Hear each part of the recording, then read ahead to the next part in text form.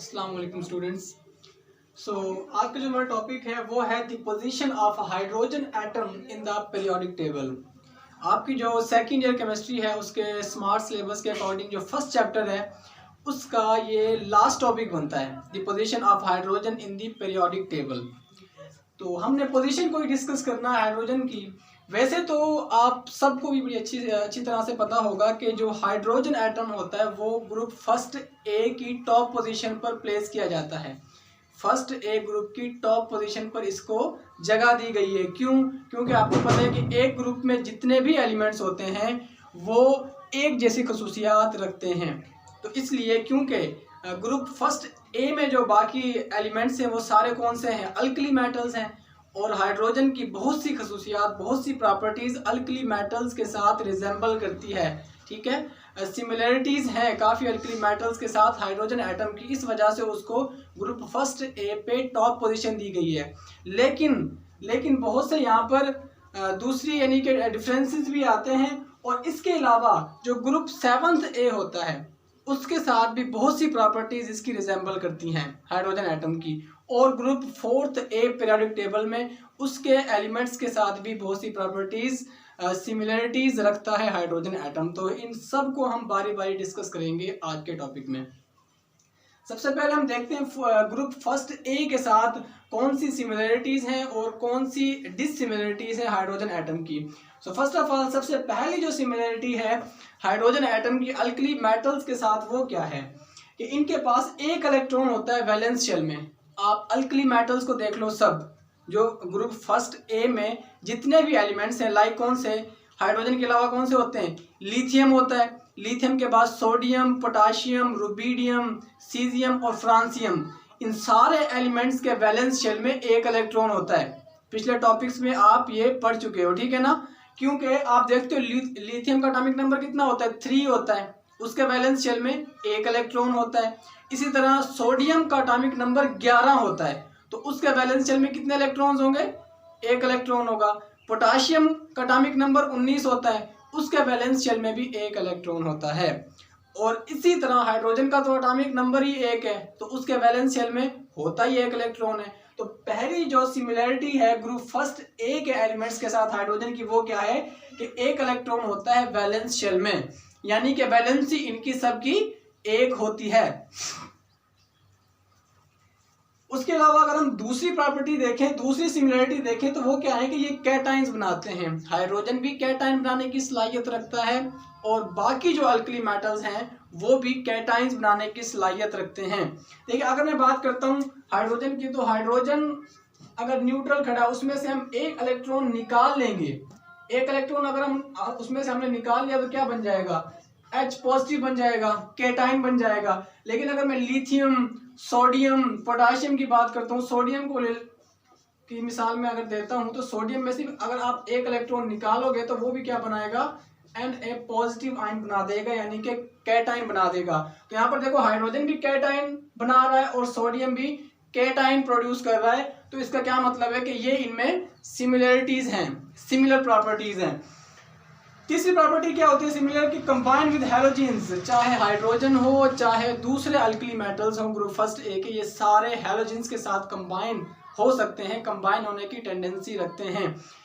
मिसाल मैं आपको देता हूं हाइड्रोजन की, H2 प्लस Cl2 के साथ अगर इसको हम अटैच करेंगे तो क्या बनेगा? इसके साथ रिएक्शन करके ये क्या बनाएगा? 2HCl बना देगा। ठीक है, इसी तरह ये Br2 ब्रोमीन के साथ भी कर सकता है, 2HBr बन जाएगा, या 2H क्या फ्लोरीन के साथ भी कर सकता है। ठीक है, तो ये सारे हैलोजेंस के साथ कंबाइन हो सकता है, रिएक्शन कर सकता है हाइड्रोजन। और बाकी जो अल्कली मेटल्स हैं ग्रुप फर्स्ट ए के वो भी हैलोजेंस के साथ रिएक्ट कर सकते हैं। कैसे? अगर मैं सोडियम की बात कर लूँ तो क्या होगा?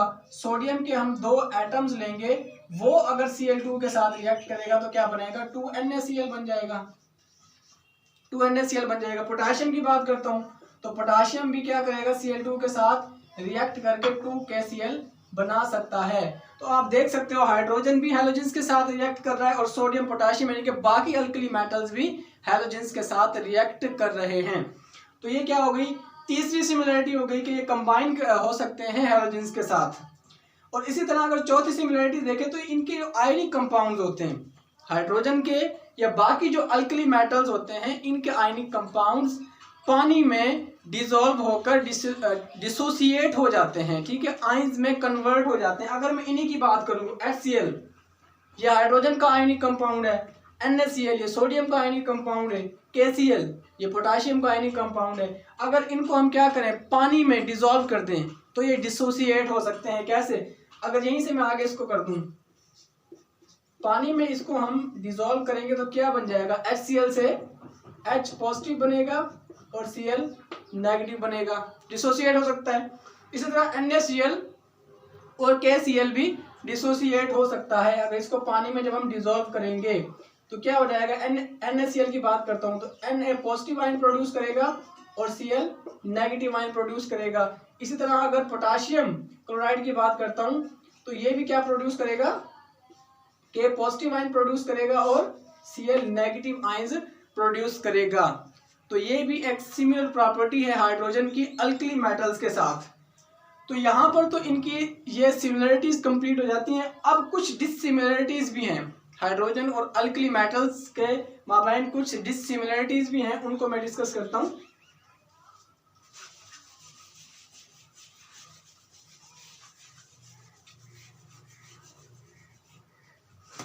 तो सबसे पहली डिससिमिलरिटी क्या होती है कि आपको भी पता है कि हाइड्रोजन जो होता है, हाइड्रोजन इजीली इलेक्ट्रॉन लूज नहीं करता, लेकिन बाकी जो अल्कली मेटल्स हैं वो इजीली इलेक्ट्रॉन लूज कर सकते हैं। वैसे तो हाइड्रोजन के वैलेंस शेल में एक इलेक्ट्रॉन है, वो इलेक्ट्रॉन को लूज करने की सलाहियत रखता है, और बाकी जो अल्कली मेटल्स हैं वो भी इलेक्ट्रॉन्स को लूज करने की सलाहियत रखते हैं। लेकिन अल्कली मेटल्स की खासियत आपने क्या पढ़ी थी कि वो इलेक्ट्रॉन्स को इजीली लूज करते हैं या इलेक्ट्रॉन्स को लूज करने की चाहत रखते हैं, लेकिन हाइड्रोजन ऐसी चाहत नहीं रखता। हाइड्रोजन इजीली इलेक्ट्रॉन लूज नहीं कर सकता। तो ये इनमें थोड़ी सी डिससिमिलरिटी आ जाती है। हाइड्रोजन नॉन मेटल होती है और बाकी जो फर्स्ट ग्रुप ए में जो एलिमेंट्स हैं like lithium, sodium, potassium, rubidium, caesium, francium, ये सारे क्या होते हैं, मेटल्स होते हैं। हाइड्रोजन नॉन मेटल होता है, ठीक है, और बाकी जो होते हैं वो मेटल्स होते हैं। तो ये भी एक डिससिमिलरिटी है फर्स्ट ए ग्रुप के एलिमेंट्स के साथ हाइड्रोजन की। अगर तीसरी डिससिमिलरिटी देखूं तो हाइड्रोजन हमेशा आपको मॉलिक्यूलर फॉर्म में मिलेगा, लेकिन बाकी जो अल्कली मेटल्स होते हैं वो फ्री स्टेट में आपको मिलते हैं, इंडिपेंडेंट होते हैं। वो कभी भी आपने क्या, अगर मैं लिथियम की बात करता हूं तो आपने इसको Li2 नहीं देखा होगा लिखा हुआ, या सोडियम Na2 आपने नहीं देखा होगा, पोटाशियम K2 आपने नहीं देखा होगा, लेकिन हाइड्रोजन को आप जब भी देखोगे H2 की फॉर्म में देखोगे। हाइड्रोजन हमेशा H2 की फॉर्म में खड़ा होता है, ये अकेला H एग्जिस्ट नहीं करता। ये भी एक डिससिमिलरिटी है किसके साथ, फर्स्ट ए ग्रुप के एलिमेंट्स के साथ। तो ये वाला हमने अब सिमिलरिटीज भी देख ली और डिससिमिलरिटीज भी देख ली ग्रुप फर्स्ट ए के साथ। अब मैं चलता हूँ ग्रुप सेवंथ ए के पास। आपकी बुक में भी फर्स्ट ए के बाद सेवंथ ए का बताया हुआ है, तो मैं भी इसी सीक्वेंस से बता देता हूँ। अगर हम सिमिलरिटीज की बात करते हैं तो hydrogen and all halogens are gases exist in molecular form. पहली सिमिलरिटी क्या है, हाइड्रोजन भी गैस होती है, हाइड्रोजन भी गैस होती है और बाकी जो हैलोजेंस हैं वो भी गैसेस हैं और मॉलिक्यूलर फॉर्म में एग्जिस्ट करते हैं। ये तो मैंने भी आपको बताया कि हाइड्रोजन हमेशा मॉलिक्यूलर फॉर्म में एग्जिस्ट करता है। और इसी तरह अगर आप बाकी हैलोजेंस को लोगे, chlorine, fluorine, bromine, iodine, astatine, chlorine, fluorine, bromine, iodine और इसी तरह एस्टाटीन, ये भी मॉलिक्यूलर फॉर्म में एग्जिस्ट करती हैं, ये भी मॉलिक्यूलर फॉर्म में एग्जिस्ट करती हैं और ये गैसेस होती हैं। ये पहली सिमिलरिटी है, ठीक है। उसके बाद दूसरी कौन सी होगी कि needs one electron to complete valence shell. पिछले टॉपिक्स में भी आपने ये पढ़ा था कि हैलोजेंस जो होते हैं उनके वैलेंस शेल में 7 इलेक्ट्रॉन्स होते हैं। तो अपने ऑक्टेट को कंप्लीट करने के लिए इन्हें एक इलेक्ट्रॉन की ज़रूरत होती है, यानी कि ये एक इलेक्ट्रॉन को गेन करने की सलाहियत रखते हैं ऑल दी हैलोजेंस। और इसी तरह हाइड्रोजन के वैलेंस शेल में एक इलेक्ट्रॉन होता है, तो ये भी अपना डुप्लेट कंप्लीट करना चाहता है, यानी कि वैलेंस शेल में 2 इलेक्ट्रॉन्स कंप्लीट करना चाहता है। तो ये भी एक सिमिलर प्रॉपर्टी हो गई ना कि हैलोजेंस भी क्या करते हैं, इनकी चाहत भी क्या है कि ये कहीं से एक इलेक्ट्रॉन हासिल करें और अपना ऑक्टेट कंप्लीट कर लें, और हाइड्रोजन की भी क्या चाहत है, कहीं से अपना एक इलेक्ट्रॉन हासिल करे और अपना डुप्लेट कंप्लीट कर ले। तो ये दूसरी सिमिलरिटी हो गई। तीसरी सिमिलरिटी क्या है, वो यही है कि अगर हाइड्रोजन एक इलेक्ट्रॉन हासिल करेगा तो क्या बनेगा, H नेगेटिव आयन बनेगा। हाइड्रोजन जब फ्री खड़ा होता है तो क्या, अगर ये वैसे तो फ्री नहीं होता, मॉलिक्यूलर फॉर्म में होता है, लेकिन समझाने के लिए बता रहा हूं कि जब ये एक इलेक्ट्रॉन हासिल करेगा, जब एक इलेक्ट्रॉन ये हासिल करेगा तो इसके ऊपर माइनस का 1 चार्ज आता है। और इसी तरह बाकी जो होंगे chlorine, fluorine, bromine, iodine, chlorine की बात करता हूं, जब इसमें एक इलेक्ट्रॉन आप ऐड करोगे तो ये भी क्या बनेगा, क्लोराइड आयन बन जाएगा। इसी तरह ब्रोमाइड और फ्लोराइड आयन बनते हैं। तो ये भी एक सिमिलरिटी है कि हाइड्रोजन के वैलेंस शेल में एक इलेक्ट्रॉन आप ऐड करोगे तो उसके ऊपर माइनस का 1 चार्ज आता है, एनाइन बनाता है। इसी तरह क्लोरीन भी क्या बनाएगा, एनाइन बनाएगा, क्लोराइड आयन बनाएगा, ये फ्लोराइड आयन बनाएगा और ये ब्रोमाइड आयन बनाएगा। तो ये भी एक सिमिलर प्रॉपर्टी है हैलोजेंस के साथ हाइड्रोजन की। उसके बाद चौथी और आखिरी सिमिलरिटी क्या है हाइड्रोजन के हैलोजेंस के साथ, के form ionic compounds with alkali metals. ये हमने सिमिलरिटी फर्स्ट ए ग्रुप के साथ भी देखी थी, जो कि 7th ए ग्रुप के साथ भी एग्जिस्ट करती है। यानी कि जितने भी हैलोजेंस होते हैं वो अल्कली मेटल्स के साथ कंबाइन होकर आयनिक कंपाउंड्स बना सकते हैं। लाइक अगर मैं हैलोजन लेता हूं क्लोरीन को और उधर से कोई भी एक मेटल लेता हूं, मैंने आपको पहले भी उसकी एग्जांपल दी थी, दोबारा लिखता हूं। ये हमने क्या लिया, अल्कली मेटल लिया, सोडियम ले लिया, उसको क्या करवाएंगे, एक हैलोजन के साथ क्लोरीन के साथ रिएक्ट करवाएंगे तो क्या बनेगा, 2NaCl बन जाएगा। अब NaCl यहाँ पर क्या, एक आयनिक कंपाउंड है, ठीक है। इसी तरह क्लोरीन ले लो आप, ब्रोमीन ले लो, आयोडीन ले लो, फ्लोरीन ले लो, एस्टर्लीन ले लो, वो सब अल्कली मेटल्स के साथ रिएक्ट करके इसी तरह के आयनिक कंपाउंड्स बना सकते हैं। और हाइड्रोजन की भी यही खासियत होती है, हाइड्रोजन भी क्या इनके साथ अल्कली मेटल्स के साथ रिएक्ट करके आयनिक कंपाउंड बना सकता है। अगर हाइड्रोजन की बात करूं तो वो क्या करेगा, 2Na प्लस H2, ये क्या बना देगा, 2NH बना देगा। तो ये भी आयनिक कंपाउंड बना सकता है अल्कली मेटल्स के साथ। यहां पर सिमिलरिटीज खत्म हो जाती हैं। अगर डिसिमिलरिटीज की बात करें ग्रुप 7th ए के साथ, तो वो कौन सी हैं कि हाइड्रोजन जब अपना एक इलेक्ट्रॉन लूज करता है तो वो क्या बनाता है, H पॉजिटिव आयन बनाता है, लेकिन हैलोजेंस इलेक्ट्रॉन लूज नहीं करते।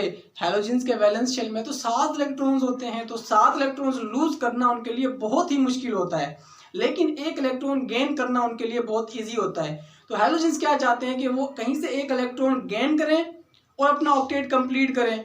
यानी कि एनाइंस बनाने की खासियत तो रखते हैं हैलोजेंस, लेकिन कैटाइंस बनाने की खासियत नहीं रखते। जबकि हाइड्रोजन क्या बनाता है, कैटाइन भी बना सकता है, यानी कि ये इलेक्ट्रॉन लूज भी कर सकता है। तो ये एक डिसिमिलरिटी है ग्रुप 7th ए के एलिमेंट्स के साथ। इसी तरह दूसरी कौन सी की फॉर्म, स्टेबल ऑक्साइड्स, कि हाइड्रोजन जो होता है वो स्टेबल ऑक्साइड्स बना सकता है लेकिन हैलोजेंस नहीं बना सकते। स्टेबल ऑक्साइड्स कैसे, कि हाइड्रोजन की अगर मैं एग्जांपल दूं तो क्या, कॉपर ऑक्साइड के साथ अगर हाइड्रोजन को मैं रिएक्ट करवाऊंगा तो क्या बनेगा, कॉपर अलग हो जाएगा और प्लस H2O। अब ये हाइड्रोजन ने ऑक्साइड बना दिया है, लेकिन हैलोजेंस कभी भी ऑक्साइड्स नहीं बना सकते। हाइड्रोजन ने ऑक्साइड बनाया है लेकिन हैलोजेंस कभी भी ऑक्साइड्स नहीं बना सकते। तो ये एक डिसिमिलरिटी है हैलोजेंस के साथ हाइड्रोजन की। उसके बाद ग्रुप 4th ए रह गया। ग्रुप 4th ए के एलिमेंट्स के साथ भी हाइड्रोजन की बहुत सी 1-2 सिमिलरिटीज हैं और डिसिमिलरिटीज भी हैं, तो उनको भी हम अब डिस्कस करते हैं।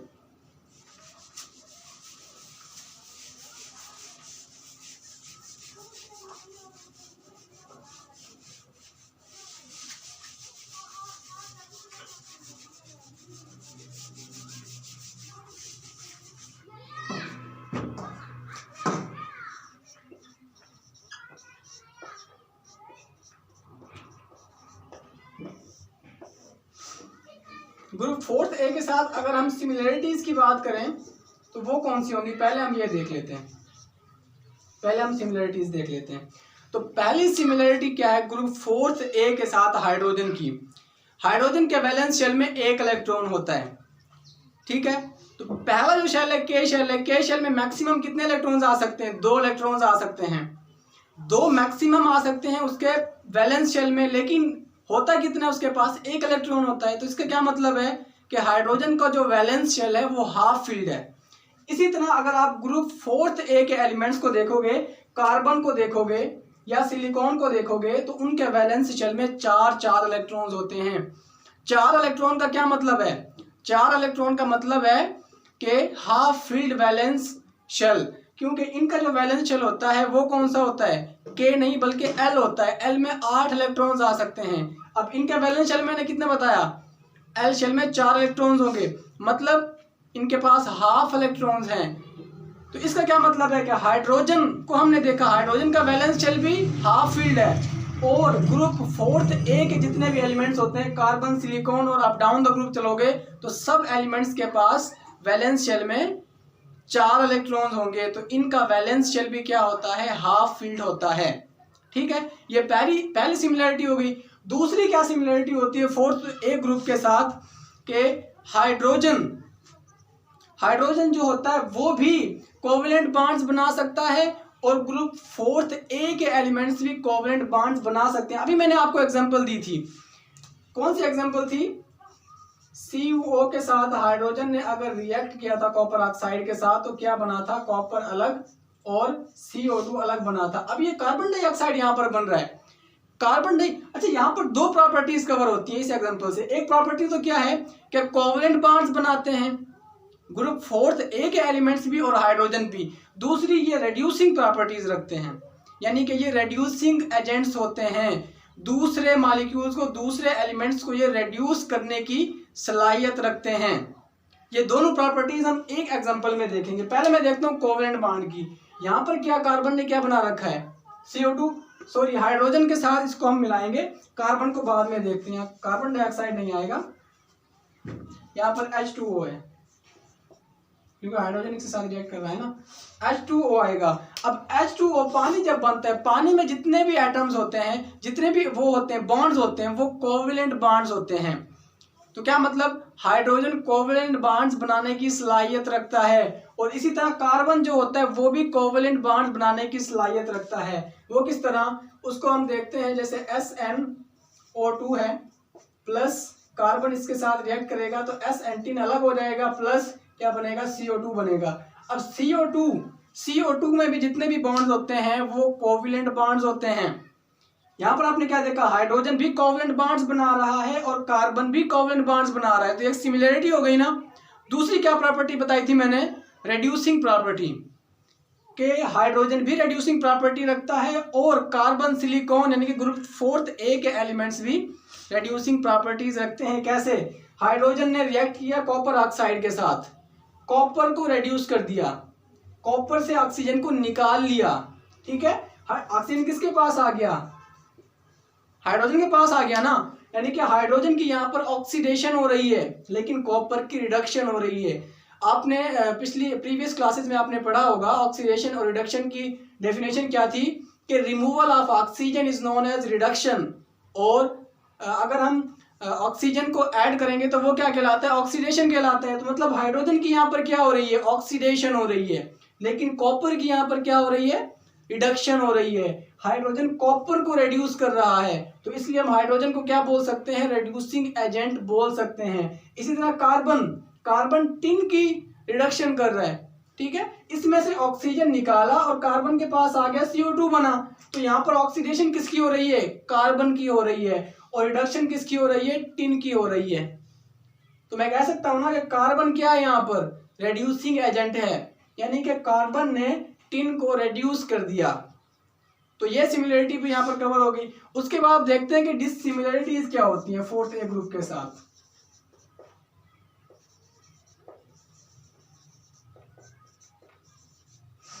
अगर मैं डिससिमिलरिटीज की बात करता हूं तो कार्बन की आपने एक प्रॉपर्टी पढ़ी होगी कि कार्बन की क्या प्रॉपर्टी होती है, कार्बन दूसरे कार्बन एटम्स के साथ कंबाइन होकर एक लॉन्ग चेन बनाने की सलाहियत रखता है। यानी कि कार्बन इस तरह से दूसरे कार्बन एटम्स के साथ लॉन्ग चेन बना सकता है। ठीक है, तो इसकी वैलेंसी आपने खैर पूरी करनी होती है। यहाँ पर भी कार्बन आएगा, यहाँ पर भी, यहाँ पर भी, यहाँ पर भी, इसी तरह इनकी वैलेंसी भी हमने पूरी करनी होती है। तो कहने का मतलब क्या है कि कार्बन अपने ही जैसे दूसरे कार्बन एटम्स के साथ कोवेलेंट बॉन्ड्स के जरिए अटैच होता है और एक स्ट्रेट चेन या ब्रांच चेन यानी कि लॉन्ग चेन बना सकता है, लेकिन हाइड्रोजन के पास ऐसी प्रॉपर्टी नहीं होती। कार्बन ले लो या सिलिकॉन ले लो, वो लॉन्ग चेन बना सकते हैं, लेकिन हाइड्रोजन अपने दूसरे हाइड्रोजन एटम्स के साथ कंबाइन नहीं हो सकता। ये एक डिसिमिलरिटी है।